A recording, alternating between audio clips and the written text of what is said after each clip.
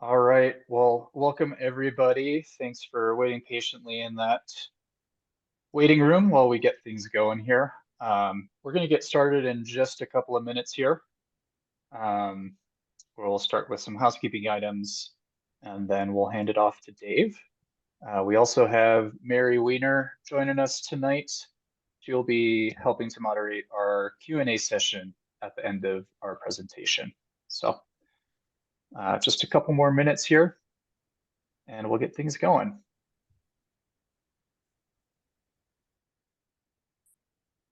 I don't know. Do we have a question to ask people, Dave? We always have used to do that last year. Hopefully nobody put your tomatoes in the ground yet. You're muted, I Dave. guess what are some Memorial Day activities? I'm gonna go Oh, that's right. Monday is and Memorial a Day. brand new canoe, so I'm very excited. It's much Huh? lighter. My old canoe is 89 pounds, and my new canoe is 39. Very nice. Which makes Very nice. all Yeah, the- because you have the Boulder Reservoir. So yeah. yeah. And, Yeah. I love to go up to If Grand anybody Lake. wants to share some of their favorite summer kickoff activities, the chat's available. If you have any specific questions during the webinar, please enter those in our Q&A box. Mhm. And if you have any hidden gem, a place you absolutely love to go and you're willing to share it, you won't tell anybody It else. will no longer be hidden. It will be no longer hidden. That's the problem with the internet. As soon as somebody posts it, my favorite campground's up on Kebler Pass, Lost Lake, and boy, did that ever get discovered. So, Mm. Yeah, you have to make your reservations early now for everything. well, that's first come, first serve, and that's yeah. So you have to go when the masses aren't there. But yeah. Well, hopefully everybody's going to Durango. I love it. Oh, the Iron Horse bike ride. Ah, oh, they're doing it on gravel. Ooh. So the Iron Horse bike ride is, if I understand it correctly, if it's the one I'm thinking of, you race the train, right? The Durango Silverton train, Oh I wow. believe. Yes. Good luck, Ruthie. I hope you do really well. I've never done it. Wow, And I'm an that's avid pretty cool. cyclist, but that sounds great. Sounds And hopefully awesome. they didn't get too much snow. Yeah. I'll be heading to Black Canyon of the Gunnison Ooh, that's a National night Park. sky national park. Yep. So We're and they excited. actually, do you have a red light? Don't you, Mhm. you know what I mean? Yeah, on your headlamp. Mm-hmm. That's Are a you great, hiking down? Are you going down to the bottom? Yeah, that's the plan if we get the oof, permits. oof, Yeah. that's steep. Yep. Wow. Should be cool. Very fun. Mary, Yep. what are you doing? Well, now that I'm retired, every day's Saturday and Sunday. So it's the first time in years I haven't gone camping on the National Monument out of Grand Junction since I'm in Glenwood Springs. So I'm hanging out. Friends are having a potluck on Saturday or Sunday. Saturday, there's a Fleetwood Mac, Rumors tribute band. If anybody's in the Glenwood area, up at the Adventure Park, the Glenwood Caverns and Adventure Park, and I've heard them, and they sound just like Fleetwood Mac. So, Wow. so yeah, kind of hanging out because I don't have to camp on weekends anymore. Nice. All right. Awesome. Yeah. Well, I think it's about time we got started here. So thanks again for everybody joining us here live today for the second in our 2024 Heat Pump Summer Webinar Series. I'm Diego Betts. I am an Energy Programs Coordinator here at Walking Mountains up in Avon, Colorado. And I'm joined by Dave Petroy, who I'll introduce in just a little bit, who will be giving our presentation, and then Mary Weiner from CORE over in Carbondale, who will be Basalt. helping We're moderate actually our in Q&A. Basalt. Sorry, in Basalt. Who will be helping moderate our Q&A. But first, just to start off, so everybody is aware, this is being recorded right now. The recording will be available to view on our Walking Mountains YouTube page within a few days after the webinar.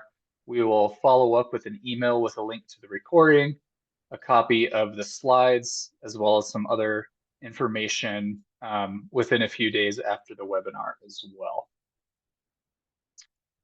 So, if you have any questions about the presentation, please put them into the Q&A. You see a Q&A button at the bottom of the screen. Enter them there and we'll answer questions at the end. If you have any sort of other issues, if you can't hear, can't see something, let us know in the chat or raise your hand, and we'll try to address it during the webinar. But I think that's it. So we are ready to get rolling here. So this is the second in our summer series. This webinar is specific to mini split heat pump systems for existing homes. As you can see on that list, our next one's on June 5th for hydronic air to water or ground source heat pumps for existing homes with in-floor radiant heating systems. June 19th is our ducted air source heat pump systems for existing homes. And then July 10th is our heat pump webinar for new construction aimed at homeowners, architects, and builders. All the webinars are totally free, and they start at 5:30 on those Wednesday nights. Just wanted to have another big thank you out to our 2024 community partner sponsors. You can see them all listed there. Just a big thank you to all of them helping make this possible. Yeah, thanks. This slide is kind of showing all of the areas in Colorado that Energy Smart Colorado runs a program. Rebates are available for upgrades in existing buildings, along with comprehensive home energy assessments in all of these areas. So if you're in any of these areas, contact your local Energy Smart Colorado partner for some more information about what they offer in those areas. And last but certainly not least for me, I'd like to introduce our presenter, David Petroy. David has well over 15 years of experience in a range of renewable energy and sustainable business roles. He was founder and president of Blue Valley Energy, successful ground source heat pump engineering, design, and installation company in Boulder.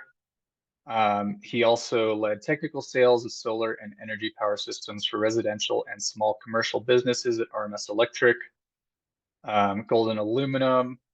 He helped lead the adoption and implementation of facility-wide energy monitoring system and upgrades to reduce energy consumption on large industrial processes. And most recently, in 2017, he launched NTS Energy, which is a consulting company focused on providing advanced HVAC and solar solutions to homeowners and small commercial companies while promoting the transition to the new energy economy in Colorado. David holds a master's in geophysics from Washington University in St. Louis and a bachelor's in zoology from SUNY Oswego. So without further ado, Dave, please take it away. Thanks, Diego. So mini split heat pumps, we've got a lot to cover. I'm not going to necessarily read it, but we'll get you through all the nitty gritty. So at the end, the goal is you have the confidence and understanding, be able to call some contractors and explain what you want and get a good installation. So what about heat pumps? I'm just going to say why, heat pumps are coming on. You hear more and more about them in the news. Why heat pump? Well, as opposed to AC, it's both heating and cooling. A lot lower energy use to heat your home. You're going to save a lot on your bills if it's electric or propane, and if it's natural gas, it's pretty much on par. Some years it'll save a fair amount, some years a little. Other years gas might be a little bit. Very flexible strategies, so you can install this in existing homes without sort of having to tear up drywall and ceilings, etc. And last but certainly not least is there's a very dramatic reduction in GHG emissions from heating your home. So just for those of you who don't know, just a real quick 30 seconds on how these work, because a lot of people say, well, how does it heat when it's really cold out? So let's start here. What happens right here is you've got warm gas coming from the outdoor system, and it goes into the indoor unit, whatever that might be, in a coil, and the gas is around a little over 100 degrees and blows the air by, and you've got air going out into these units or whatever, or your duct system. The air is generally about 95 degrees or so you feel it feels neutral to your skin, but it's plenty to heat a house to 72. So as the heat gets extracted, the refrigerant cools down, and then all of a sudden it goes through what's called an expansion valve. It expands, and when you expand this gas, it cools off to a liquid. It gets very cold, well below zero. And the beauty of refrigerant is it loves to absorb heat. So it goes into the outside unit. Even though it's below zero, or let's say below 10, 15, it's still going to suck heat from the outside air. It's not sucking temperature, it's heat. This gas warms up, might not be quite warm enough as we want it, and so that's where we have to compress it and add some energy in to get it up warm enough to heat the house. And this amount of energy depends on the season. In the spring and the fall, this gas comes in pretty warm. It requires less energy. In the winter, it requires a little bit more energy. So the reason we're able to, this technology is really taking off as they've dramatically improved over the last 15 years. Call it the evolution of cold climate heat pumps. And that's enabled us to have lower costs, and they work fantastic in all areas. So what are these things that happen? Well, number one was the ability, the capacity. And this graph shows the bottom is outdoor temperature from 0 to 60 degrees. And the green line is the heating required to heat a typical house, 2,000 to 3,000 square feet, depends on, how well insulated, et cetera, or where it is. But that's just called an average kind of house. And so as it gets colder, it takes more. Now, way back in turn of the century, it's called classic heat pumps. The blue line is how much energy it could put out at the various outdoor temperatures. And you see this crossover point. So above about freezing, plenty of heat. But then it would cross over, and below you wouldn't be able to have enough heating from the heat pumps. And so what happened over this complete evolution to cold climates, it evolved and evolved. So the orange line is where the technology is at now. It can pretty much hold for some of the best systems. It basically holds all the way to zero, and they do tail off a little bit. Now there's a little wedge up here. It's a little bit short, but you can supplement. That's not a lot of energy. You can supplement that with called dual fuel, or with a little bit of gas behind it, or with some electric. So that's number one. Number two was the efficiency, a big efficiency gain. So HSPF2, which is the second version of HSPF, is how efficient. The higher the number, the better. And it's kind of doubling. So what happened here is 2012 to 22, and that's kind of where we're at, 23, 24. This evolution is slowing down a little bit because manufacturers are focused on new refrigerants. But you can see this orange is the percentage improvement. And the best one, the very best one, is, wow, a lot of improvement. But most of the systems that are on the market are somewhere around in the 25, 30% range. So that's the other big, that's a direct lowering of operating costs. So we've got 4 improvements. We improved efficiency, higher capacities. 2 other things: improved defrosting, because in the snowstorms, et cetera, you have that issue. Excuse me. And then the capability to keep heating below zero, so about -13 for a lot of them. So mini splits are also called ductless, and they're multi-zone. So you have this is an outdoor unit in the left picture on the wall, and you can have on the right typically, now let's say you can have up to 8 units, but 4 really, given the capacity of one individual of these, is about the max. And typically you'll put 2 to 3 of these units on one of these. But notice here's why the flexibility in existing houses. You don't have to run, if you have electric baseboard or radiant, you don't have to run ducts. You basically have, looks like a gutter, 6-inch diameter, and you kind of run it through your building to get to these indoor units. And there's these units are quiet. The other thing that's nice is the outdoor unit powers the indoor unit, so you don't have to run electrical to all these lines. Now, there's several types of indoor units: wall, floor, ceiling, and slim duct. So these are the ones that started the revolution and most common. These are wall. And I think before I send the deck out, I'll show some nice examples where you can kind of recess these a little bit if you like. These are recessed ceiling units. This one here is nice and I'll talk more about it next couple slides. You've got sort of long rectangular one, square one. Floor units, they don't get as much love as they should. I think they're pretty nice if you've got space under windows or something. And then there's slim ducted units that you can put up in an attic or up in a ceiling and have grills coming down. And also with some systems, you can have like a conventional small air handler. So wall units, they're the least expensive. They're good for individual small rooms. And actually you can get sort of a medium-sized kitchen. They're good for that too. So I should probably take small to medium. They're a great choice for middle floors because you don't really have good ways to access from above. And if you have a finished basement, you don't have really good ways to do it from below. Floor units are also a nice option for the middle floors if you have space. And under windows is a great way to do it. You can see a couple pictures here of how these people have put them in. Then the rectangular recessed ceiling units. Now, for retrofits, this is nice because it fits between your joists. It's about 36 inches long. Fits between a joist bay. Usually it's out one joist bay, so it's not out in the center of the room, kind of off to the edge. And you can service them from the attic, so it's nice. These units really are good from attic, so consider this more second floor.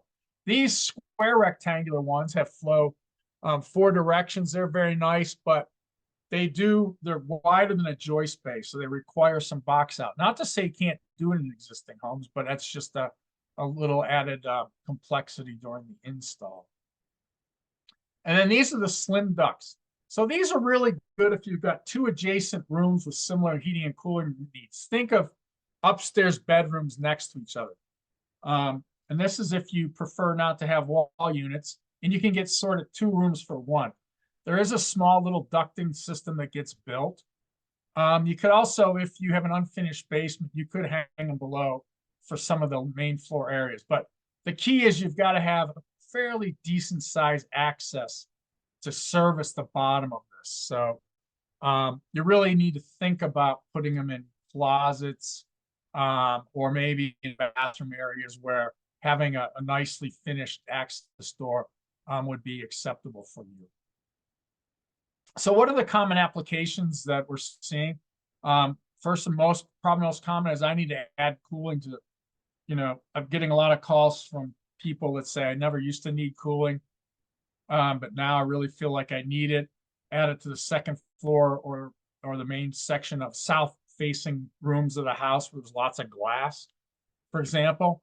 Some folks are motivated by reducing their heating costs, going to lower GHG, people with electric boiler or a complement to radiant heating systems. And also, in addition, you get your cooler. You can convert small home or condos, also is nice. And then it's particularly good as new addition heating and cooling. If you're building an outdoor unit, ADU, you're finishing a garage, you're finishing a basement, etc. So really at this point, I have to say it's really wasting your money to buy only an air conditioner. My analogy would be like buying a car that doesn't have reverse. AC really only provides your cooling for a couple of months. Heat provides cooling for 2 to 3 months and very low heating costs. It's for much of the year. It works all year round, but I want to show you on the right side. This is this is the heat pump energy efficiency versus furnace. And so really, the higher the number, the more efficient it is versus so in the spring months, it's a 4. This you can think of as a COP, or coefficient of performance. 4 or 5 times more efficient. So in the spring and the fall, it's amazing how efficient these heat pumps are. Even in the winter, they're more efficient. Now, cost-wise, gas still is a very inexpensive fuel. So when you get in the winter, the cost balances out. So when you start to think about this, you got to think about, you all have a different motivation and a strategy. And so is it that you want to save on your heating bill and that's the main thing? You want to reduce emissions and have a little cooling, or is it you really, the first driver is, man, I got to get some cooling in this house. So if you're thinking about the savings and emissions reduction, what you want to think about is what's the largest volume that I can serve in my house with 1 or 2 indoor units, because you can think of indoor units as adding $5,000 roughly cost every time you want to put those in. So you want to do big areas with those units if your motivation, that's the most cost-effective way to start your strategy. Big areas first and move to little areas. Cooling is a different game. It's really, okay, I really need to think about what rooms are uncomfortable. If it's the second floor, I might have 4 bedrooms. Now, I can't just put one in the hall. I mean, it would cool the second floor a little bit, but I really got to say, what's priority? Master bedroom.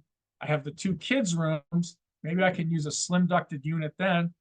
The master bedroom, if I don't want the wall unit, can I do a recessed ceiling unit? Also, like I said, and some of these you can put a little air handler too. I should have had that on a slide. I realized that I had left that out. So you can have a little air handler. You can put it in the attic and do 2 or 3 rooms. So very, very flexible strategy. You just need to, I think when you're going to meet with a contractor, what are your priorities? Small home and condo. Now these actually are nice in the sense that, and often in these you can, it's sort of a bigger common area. You can use kind of one big unit on the wall to get 3 season comfort. And then you can leave in, if you have sort of a little electric heating or something for that little auxiliary, you'll hardly have to use it. But for the very coldest winter months, you might turn that on a little bit. And of course, is when you double up the small rooms, I've mentioned this twice, don't need to mention it a 3rd time, you get a little more bang for your buck. So here's a couple just examples on these small condos. This is sort of a 1-story deal. They've got already in here a furnace and a duct system, but the mechanical room is too small to add a coil on top. And also, even though they're small line sets, it was difficult to think of how to get things through.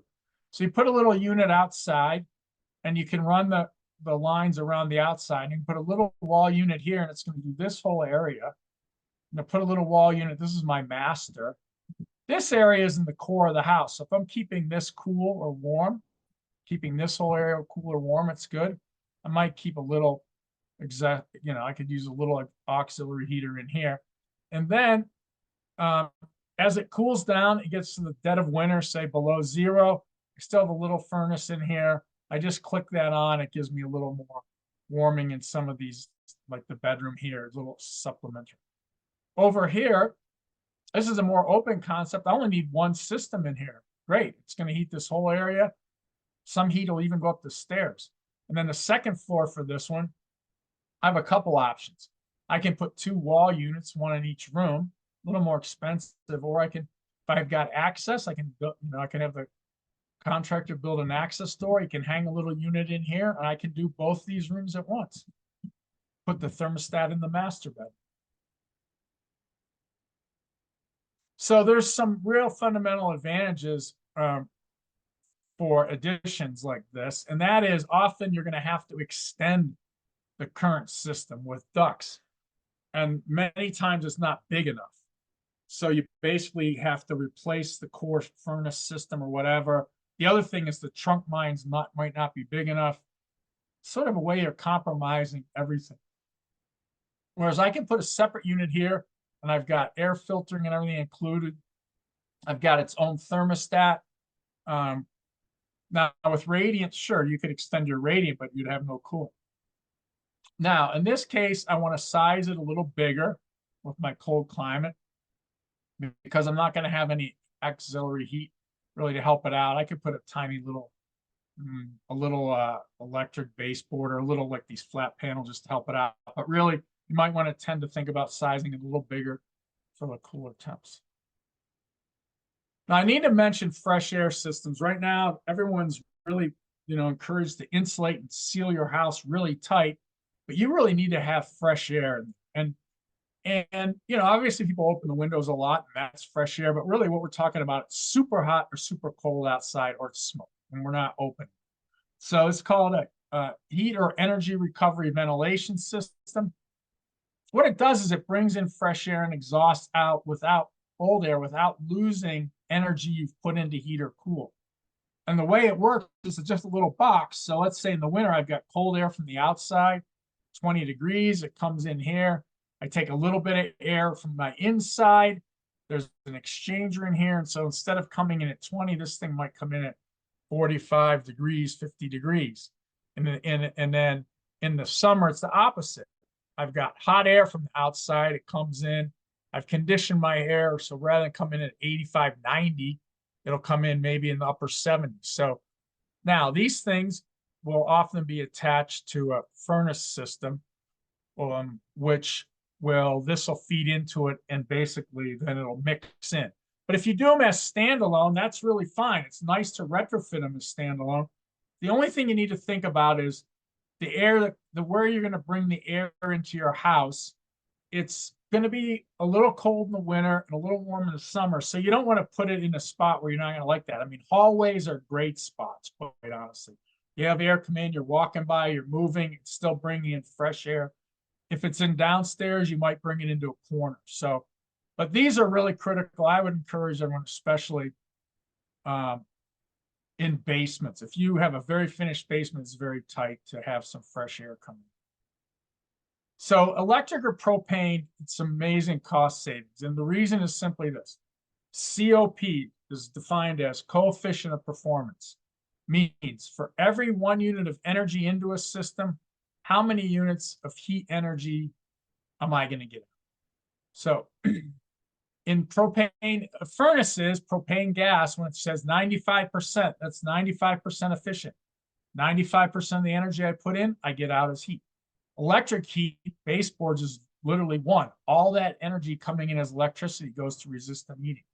Heat pumps for an average year might go to CO3 of around 3. Now, what that means, though, is, when I mentioned this before, in the mild months, that number's higher.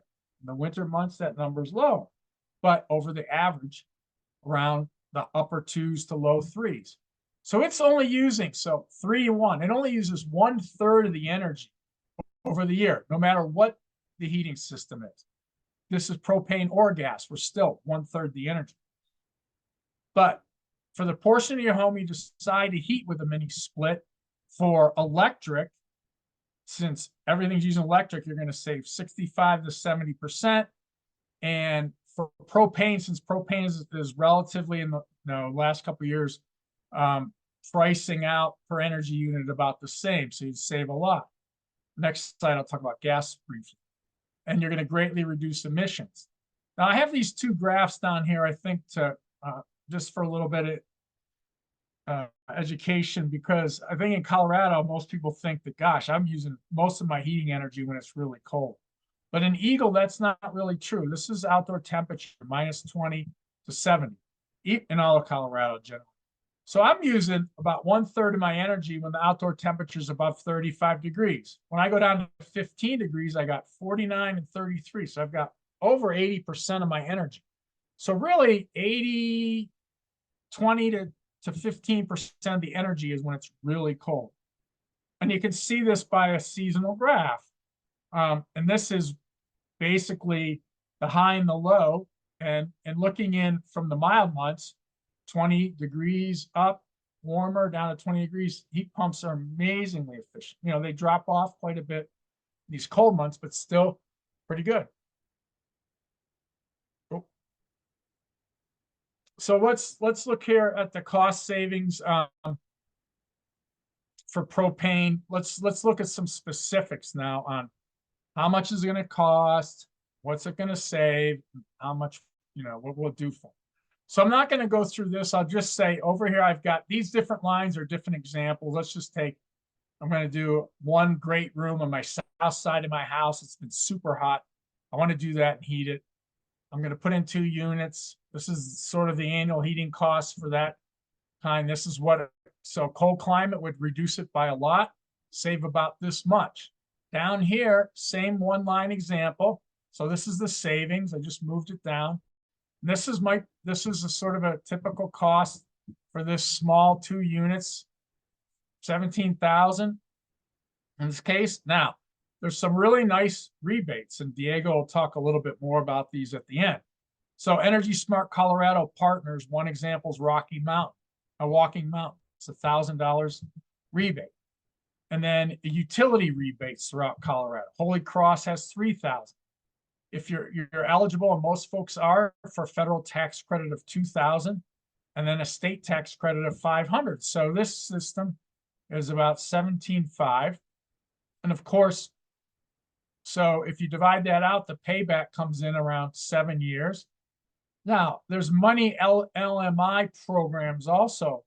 And if you're eligible for that, that's another reduction. And this is an example with Holy Cross, actually adds another 3,500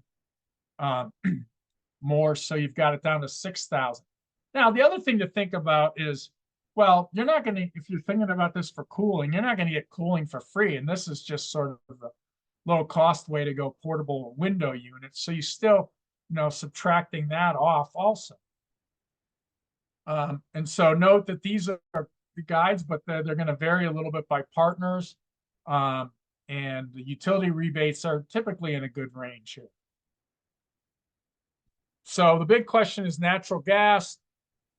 And that's always a hard one to address, but at using the last average prices for 2023 for Colorado, from the Energy Information Administration, this was the electricity, this was the gas. In most of Colorado, climate zones 4, 5, 6, which is everything but this dark purple, heat pumps are going to save a few percent off the annual bill. In 7, the gas would save a few percent.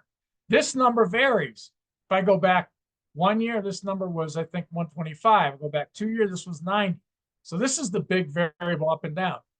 The most important thing on this slide to try to get across to everyone is it's kind of on par, up and down, up and down. In general, I think over time, your heat pump will, for more years than not, save a little bit, but it's not going to be hugely dramatically different.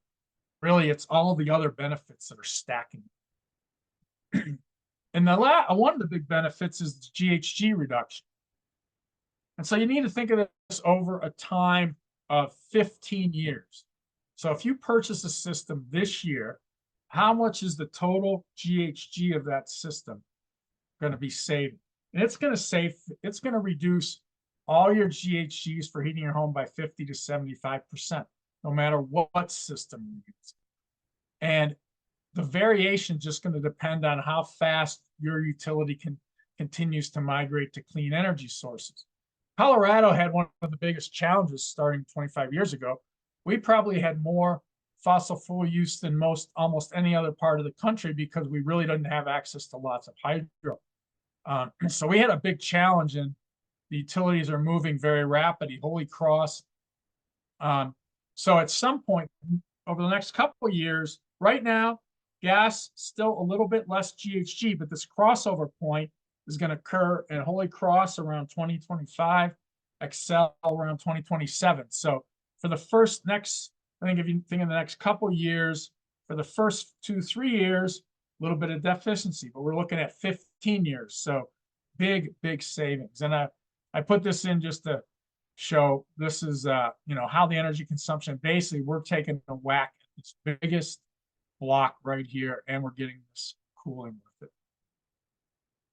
So how do you know you're going to get a good system? What should you think about? You want to pick up the phone. You want to call the contractor, but you want to be knowledgeable. So we're going to talk about some of these things so that you can have that feeling when you give them a call.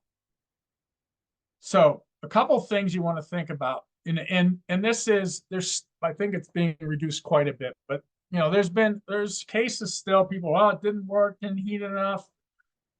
Well, it's a mistake. What was done was 99.99% of the time mistake. It wasn't a cold climate heat pump. It didn't have that capacity. It wasn't sized right. Like it wasn't sized correctly. The design temperature sizing was incorrect for the climate zone. In other words, the way you design these, remember, you're supposed to design for 0 degrees. Up in Grand, depending on which climate zone, it might be -6, -10. So the result is you undersize these units. The other big thing I'll mention now is elevation. As you go up in elevation, because the air is thinner, basically the capacity for heating reduces. So you have to put in bigger systems than you would, say, in the front range. And poorly installed. Lines aren't insulated correctly, the refrigerant isn't done. And so you get these two misconceptions. When it's very cold and not working, and the costs were much more than expected. And often this is, you know, they haven't sized it right. They haven't figured out, I need a little auxiliary. How am I going to do that? So you're talking and you say, okay, a contractor says, I can give you this, this, this. How do you know it's good? Well, there's something called a HSPF2. 8.1 plus is a good number. A variable speed compressor. So, or that's the big thing, variable speed or inverter. Those are what it means is it used to be 1 speed all the time or 2 speeds. Now it's kind of infinite speeds. You can operate down to at least -4. Confirm that it meets all the rebate requirements. And you have well-matched indoor and outdoor units.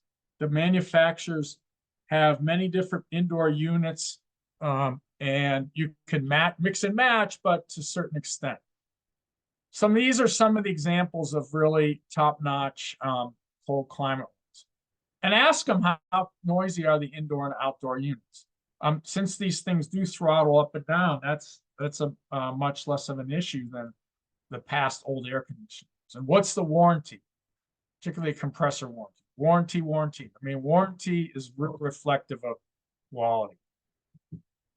So what size system do I need? So you got to get the right outdoor temperature you're supposed to be designing to. You know, if it's a mini split, make sure it can do it all the way to the extremes. If you're replacing electric baseboard, you can actually leave. So you can take out most of the electric baseboards because you want to use the amperage and the capacity in your box to power your heat pump. But you can leave a couple in. Hey, when we get these crazy polar vortexes, that's okay. Then you use a little. If your furnace or boiler in good condition, you can leave it in place for supplemental. You don't need to take it out. And if your home load is between 2 sizes, always go for the bigger size. If you want to start small and add more in the future, you need to get an outdoor unit with extra capacity, and you need at least 2 indoor units. You can't take a single and then add one. If it's 1 outdoor, 1 indoor, those systems are designed just for that. And you must correct it for elevation. And this, I'm not going to go through. This is just some examples of sizes and how selecting a contractor, checking on my time here. So to ask around, obviously, and actually ask all the folks and all the organizations on the slides, because many of them, they've been working with this heat pumps for a while now, and they have a lot of good suggestions. You can go to the manufacturers' websites and get the ones that are ranked high. They've gone to all the training. They're the gold star. They've been certified. Do they emphasize these types of systems on their website? I mean, if you're going on a website and you can't find heat pumps anywhere, they probably don't want to do heat pumps, or they just don't do them yet. And then ask, how many have they done? They've been NATE certified. And you can get 2 quotes to start. Be very consistent. Say, this is what I'm looking for. Now, I say to be consistent, but also it's best to use the knowledge and expertise of each of these individuals and these contractors. Really good. A lot of times I'll just have a house, a complex house, many different wings. I'll have some ideas of how to approach it. And I'll say, what are your thoughts? And they'll come back with good tweaks. And two contractors might have slightly different approaches. I'd say if they're more than 10% apart, get a thought, third quote, and I'd be really cautious of low quotes these days. And it's very unreasonable to compare online pricing. It's just not the same. And I have a slide to talk about that. And so that's what this is about. I mean, when you go through a contractor, you've got all this. You've got the manufacturer's rep, you've got a distributor, you've got the contract, you've got the manufacturer. Everyone stands behind it.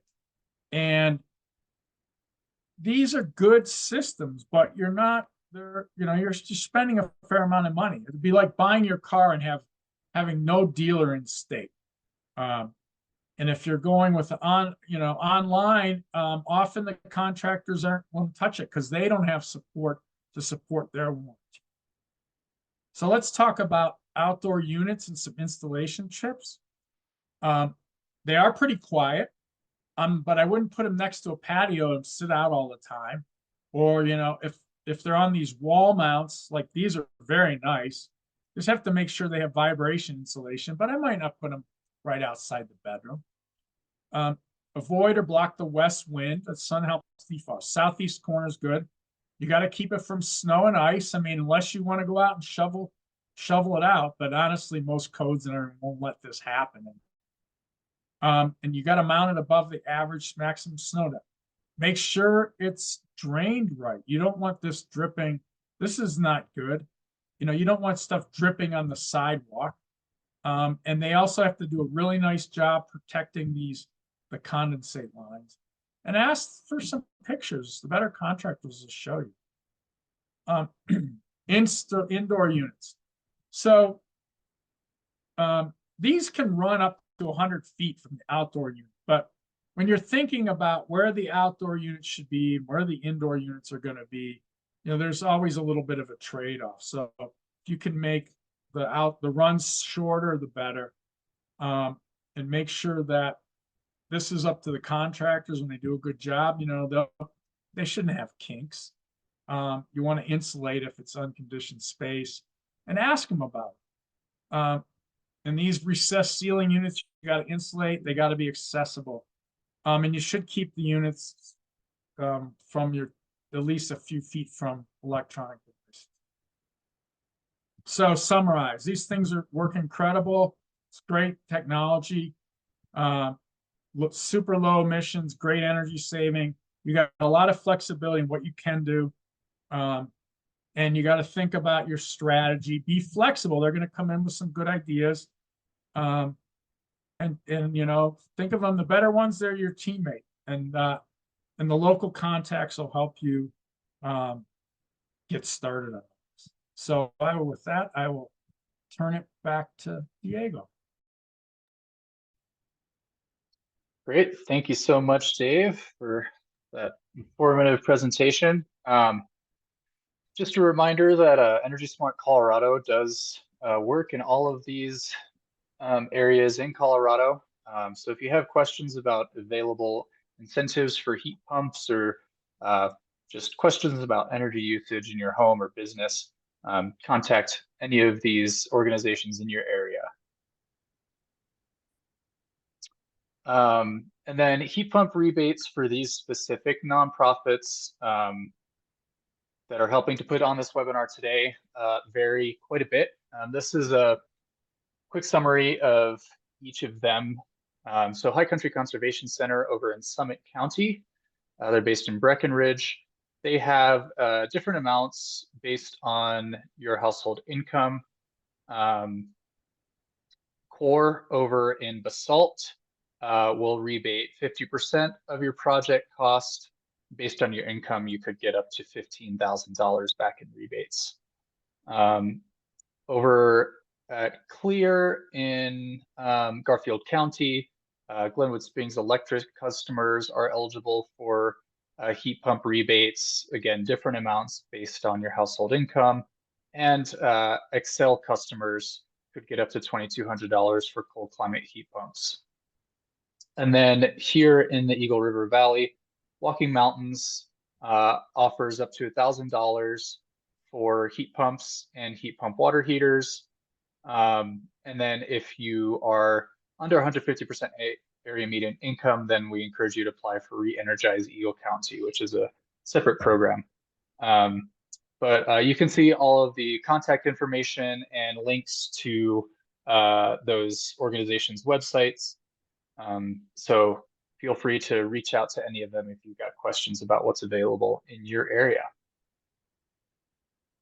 And Diego, I would just like to add that that your utilities, so whether you're in one of the Energy Smart Colorado territory, you also would qualify for whatever utility, Holy Cross Energy, Excel, and whatever else utilities they may have some. And Holy Cross has some really excellent rebates. And when you combine them with CORE's rebate, it's excellent. And CORE serves the Eagle County and Pickens counties of the Roaring Fork Valley only.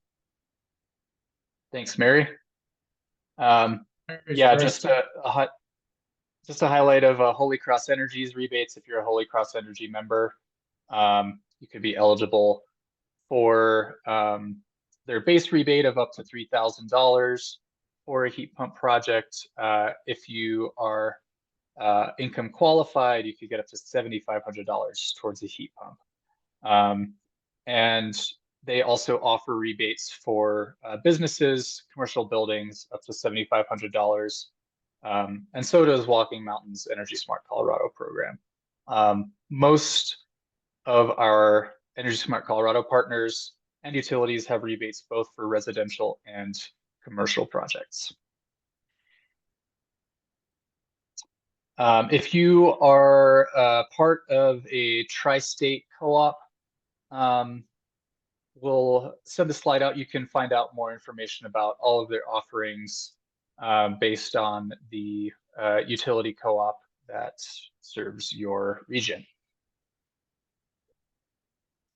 And then just a quick slide about all the tax credits out there and available. There's a federal tax credit available that covers 30% of the project cost up to $2,000. As long as the heat pump system has earned the Energy Star rating, it should be eligible. And there's also a Colorado state tax credit of up to $500. Their stipulations are a little bit different. The tax credit goes through the contractor and they give you a discount at the point of sale. So you need to use one of their registered contractors. So if you're out there looking at bids, definitely talk to your contractor to see if they're registered with the state of Colorado to offer those additional tax incentives. And loveelectric.org is a great resource. It's really a one-stop shop for all of the rebates available in Colorado, specifically for heat pumps. And they outline all the benefits from switching from gas, propane, or electric resistance heating to efficient electric equipment like heat pumps. They also provide explanations and cost estimates for the best heat pump applications. And they also host a list of qualified installers of heat pump systems on their website. So definitely worth checking out loveelectric.org. And last but not least, thank you everybody so much for joining us today. We hope this was a informative and useful presentation for you. Again, we do have several more webinars coming up in our summer series. The next one's going to be on Wednesday, June 5th. Everything's free to register and attend. So thanks again. And if you wanted to reach out to myself or David Petroy, our email contact information is there at the bottom of the slide. Feel free to reach out to us if you have any questions. And now we have plenty of time for our Q&A session. So Mary, did you want to get that started? Yeah, so Dave, so far we have about 5 questions. So what is the largest size room you would put on a wall unit in basically a large open area when you decide to use more than one wall unit in a space. So as we are all aware, we have a lot of great rooms with very high ceilings. So what would you recommend? Around 500 square feet's a good guide. I mean, what you need to think about more than just the capacity is how the air throw out of the unit and how far it can go. And so, if you're looking at a 20 to 25 foot dimension throw, that's kind of the way to think about those wall units. So, I mean, I think 500 square feet's a good guide. Okay. And then a lot of us, as you know, are well aware in the Western Slope in the mountains, we all have boiler systems, whether it's baseboard or in floor. And a lot of us have a sidearm for our domestic hot water. So our boiler does not only space heating, but water heating. And is it reasonable to use a heat pump for 90% of the year and keep the boiler for backup and hot water, extending the life of the boiler? Or is it better to wait for the boiler to age out and need replacing and just redo your whole system to a heat I pump? would actually put the heat pump system in, let it do most of the year, do 9, 10 months of the year, have the boiler for when it's cool, and do your domestic hot water, because you'll extend the life. Think about the boiler will go from, you'll cut the boiler use for the heating by about 75+%. So it Right. should extend. Yeah. That would be my recommendation. Okay, that sounds great. What is the code requirement for the minimum height off the ground? So we have the outside unit, which is the workhorse. I call it the workhorse. And what's the minimum height requirement? I know there is some requirement for rebate. Usually it's like 12 inches, but honestly, I mean, in my slide, I say, what's the average the snow level snowfall of the maximum month? So Mhm. up there, I would put it off the ground higher. And ask the contractor to do that. And one way to do that are these, mounting them on the wall. Like to do that. So I would put it higher up off the ground. Yeah. So just know that, I don't know, Dig, I know for cores requirement, you got to be at least 12 inches off the ground. So Yep. the heat Yeah, the pump, in same order same for the our cold requirements. climate to work correctly, it does need to be elevated on the stand. So at least 12 inches. Yeah, so Connor, to answer your question, it varies based on where you are. You should probably go off of that average maximum snow depth. Yeah. And then generally, how loud is the heat pump in decibels for the outside unit? They'll run from like 40 to about 55. So they're generally pretty. So think of it this way, and that's why these inverter ones are really nice. So the milder months, the spring and the fall, when you might tend to be outside, they're not running full blast. They're much quieter. The only times they run full blast is like the dead of winter or dead of summer when the windows are closed. Now, that being said, like I recommend, I wouldn't put it outside my bedroom window. I wouldn't put it right next to the patio. To give you a real concrete example, our neighbors put in a heat pump, and it is about 25 feet distance from our master bedroom window. And we sleep with our windows open all the time. They've had it in a year and a half. And it's only been one or two nights where we've actually noticed it. And our patio and our back patio we hang out a lot on, that's about 50 feet from it, and we never hear it. Yeah, so they've Yeah. really improved, and they're quiet. There's times I'll be by a heat pump and I'm like, oh, it's on, and I don't even realize it. So Sorry, Mary. Go ahead. Go ahead. No, I'm done. You can mitigate, there's easy things to do, like outside. Let's say the best place is kind of near where you hang out, back porch, because that's where like the runs will be. You can do things like you can sort of do landscaping walls around them, with like brick. You need to have a little space for the airflow, or you can do bushes or, landscaping, and all of that does tend to dampen sound also. Just another strategy. And our last question. So if you have any other questions, please don't hesitate to put them under the Q&A. Is when sizing a mini split, the heating British thermal units, which is the way we measure the heat, are typically 3 to 4 times higher than the cooling British thermal units. Does that make the system not nearly as efficient during cooling if it's constantly turning off because it's sized for heating? So basically, do you short cycle for cooling? Yeah. In That's a the good old question, systems, actually. in the old systems, yes. In the new systems, because of the inverter technology, no. So basically, they can wind down to about 30% of max. And their efficiency, actually, they all have like an efficiency sweet spot, which tends to be more towards the mid to lower end. So, Yeah. So in the old days, absolutely. Yeah. But in these day and age, no. Yeah. And a heat pump for cooling, you rarely, I mean, it's such a small blip on your electric bill compared to a central air conditioner. So they're efficient, very efficient. We have a new question, and we are seeing more of these manufactured modular homes. And can you put a mini split on them? And yes, you can, right? Because I've seen it. I think some are offer. I think some of the manufacturer homes are I offering mean, I them. think heat pumps are being offered as more their standard modus operandus at this point. Absolutely. Right. So in Eagle, the Habitat for Humanity actually worked with Fading West out of Buena Vista, which is a manufactured home builder, and they are putting in the Mitsubishi heat pumps on it. So you have to make sure when you're ordering your manufactured home if that option is there, or they usually make them with an electric resistant water heater and an electric furnace, which is pretty expensive to run.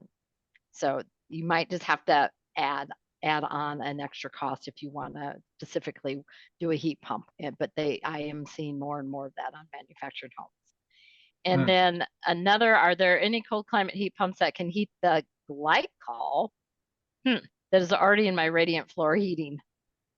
There are cold climate heat pumps that are designed for radiant floor heating. I mean, right. To replace a boiler. We have a webinar on that. Right.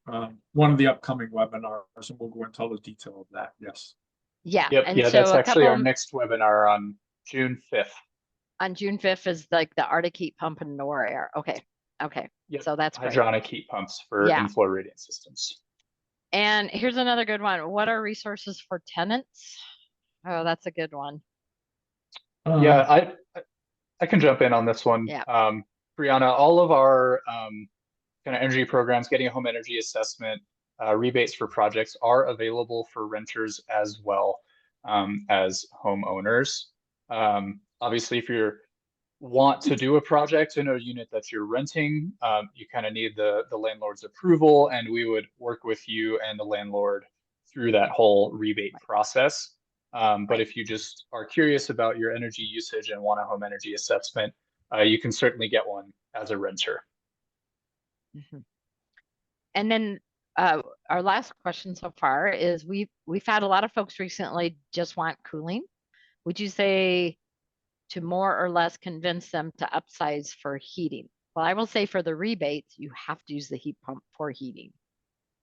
Yeah, I think the answer there is, typically a heat pump, as I think it was you, Connor, said, you're going to size it up. You're going to size it up 2 tons, basically. And even if you take that additional cost into it, the upsizing with the, going to a heat pump, and you look at all the rebates, the costing is going to come pretty close. So, I mean, I think, and then you've got all the other benefits. Like I said, then you're heating, even in the milder seasons, your heating really is super cost effective, super energy efficient, low GHG. And in the winter, it's still good. So there's all these benefits. I mean, I guess, and then say, sure, when you go out, the contractors have them quote you both directly, and we'll stack it up and see. And I think in 90% of the time, you're going to find out that it makes no sense to just put in AC. Now, sure, if there's just tiny, like I'm working with a client now, it's a huge house and we're doing all kind of stuff. And then there was one little room that we had to do a separate heat pump. And in the end now I'm thinking about going, you know, it's not worth in that case the $12,000. And they have radiant heating to do that one tiny room.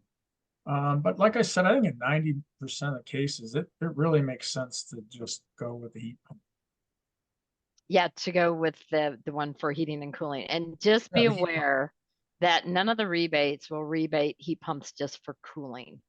It has to be used as your primary heating source. So yes, you can have your gas backup or your propane backup, but the heat pump for these rebates, especially with the Energy Smart Group, needs to be your primary heating source.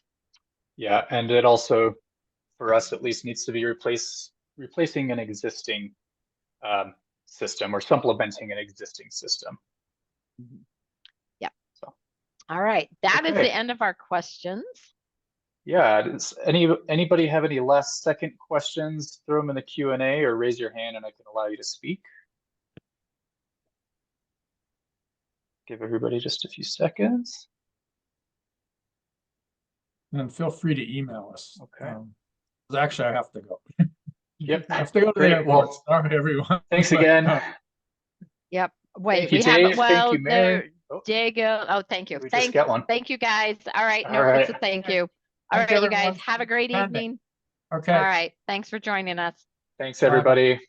Bye. Take care.